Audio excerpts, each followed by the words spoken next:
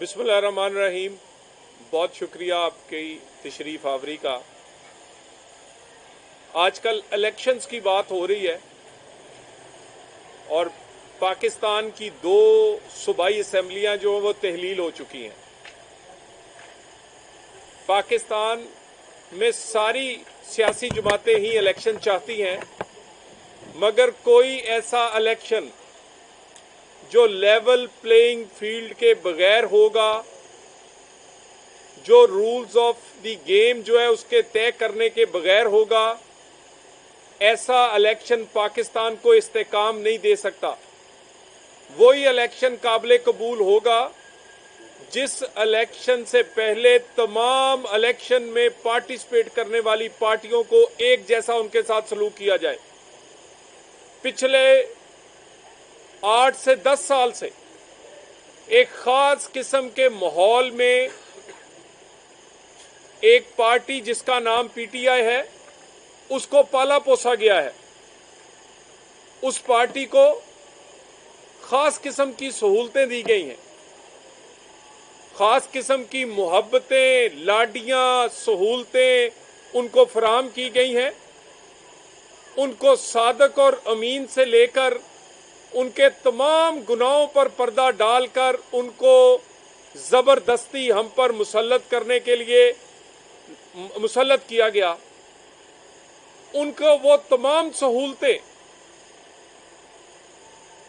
वो जब तक वो नाजायज सहूलतें, वो नाजायज सादक व अमीन के सर्टिफिकेट हो या एक ऐसा माहौल के जिसमें वो कोई गुनाह करे, कोई धमकी दे, कोई गाली दे, कोई गोली चलाए, उसको पूछा ना जाए, वो जब तक सहूलतें वापस नहीं होंगी तब तक लेवल प्लेइंग फील्ड नहीं हो सकता। सिर्फ उसकी सहूलतें वापस नहीं, वो ज्यादतियों का अजाला भी होना चाहिए जो बाकी जमातों के साथ हुआ है। यानी आप बेटे से तनख्वाह ना लेने पर नाहिल कर दें और जो सारा तोशा खाना खा जाए, जो सारे के सारा रिंग रोड से लेकर लाहौर के मास्टर प्लान से लेकर पाकिस्तान की हर करप्शन और जिसकी घर के अंदर नाजायज औलाद हो उसको सादक और अमीन का सर्टिफिकेट दे दें। इस तरह तो इलेक्शन तस्लीम नहीं किया जा सकता। और ऐसा इलेक्शन कमीशन जिसको रोज धमकियां दी जाएं, जो अपनी धमकी का बदला ना ले सके, अपने आप को धमकाने वालों को कानून के कटहरे में ना ला सके, वो इलेक्शन कमीशन कैसे इलेक्शन फेयर एंड फ्री करवा सकता है? वो इलेक्शन कमीशन जो फॉरेन फंडिंग, जो कि हजारों में, लाखों में नहीं, करोड़ों और अरबों में हो, उसका हिसाब ना ले सके, वो किस तरह पार्टियों के दरमियान इंसाफ कर सकता है? परसों फवाद चौधरी, उन्होंने धमकी दी। अगर सबसे पहले तो फैसला कर लें वो धमकी थी या नहीं थी। अगर ये धमकी नहीं थी तो धमकी क्या होती है, और अगर ये धमकी है तो इलेक्शन कमीशन अगर इस तरह के लोगों को, धमकाने वालों को कोई कानून के कटहरे में ना ला सका तो फेयर एंड फ्री इलेक्शन ये इलेक्शन कमीशन क्या करवाएगा? इधर से गिरफ्तारी होती है, उधर से सहूलतकारी शुरू हो जाती है। इधर से गिरफ्तारी होती है, उधर से ये जो बर्गर्स और जो ये चूजे हैं जो कि सियासत में जिनको पाल पोस कर शेर बनाने की कोशिश की गई है, ये रोना शुरू कर देते हैं। पकड़े जाते नहीं हैं, इनके कपड़े पहले उतर जाते हैं, कहते हैं हमारे कपड़े उतर जाते हैं, हमें तशद्दुद कर दिया जाता है। पहली दफा कल शुक्र है फवाद चौधरी ने यह नहीं कहा कि मेरे कपड़े उतरे हैं, कहा है कि मुझे गिरफ्तारियां कानून के मुताबिक की गई है। मगर सवाल ये, हमें उसको गिरफ्तार करवाने का शौक नहीं है और ना हम देखना चाहते हैं कि पाकिस्तान के सियासतदान जेलों में जाएं।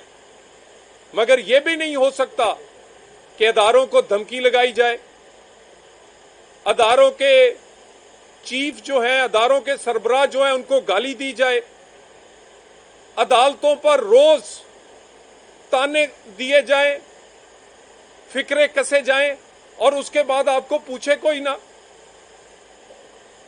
निहाल हाशमी ने क्या कहा था? अगर वो धमकी थी इसका और उसका चलाकर देख लें कोई फर्क है, इसमें ज्यादा सख्त बात की गई है। उसके बाद ये सारी चीजें जो हैं, ये इलेक्शन कमीशन को इलेक्शन से पहले सॉर्ट आउट करनी होगी। लेवल प्लेइंग फील्ड बनाने के लिए तमाम जमातों को एक जैसा सलूक करना होगा। कोई ऐसा इलेक्शन हमें काबिल कबूल नहीं है जो इमरान खान की ख्वाहिश पर करवाया जाए। इलेक्शन वो तस्लीम करेंगे जो पाकिस्तान की जरूरत है। इमरान की ख्वाहिश पूरा करने के लिए इलेक्शन नहीं हो सकता। ऐसा इलेक्शन भी नहीं हो सकता जिसमें इमरान खान और उसकी जमात को खास किस्म की सहूलतें पहले से मुयस्सर हो। 62-63 का फैसला करें, सब पर एक जैसा इतलाक करें। किसी के पास नजायज दौलत है या नजायज बच्चे, वो 62-63 की अगर उस पर भी जद में ना आएगा तो 62-63 खत्म कर दें, फेंक दें उठाकर बाहर। इलेक्शन कमीशन 62-63 का तयन करे, तमाम जमातों को एक नजर से और एक क्राइटेरिया पर परखे, उसके बाद फेयर एंड फ्री इलेक्शन हो सकता है। और यहां पर बार बार कहा जाता है कि हमारे साथ बड़ा जुल्म हो गया है।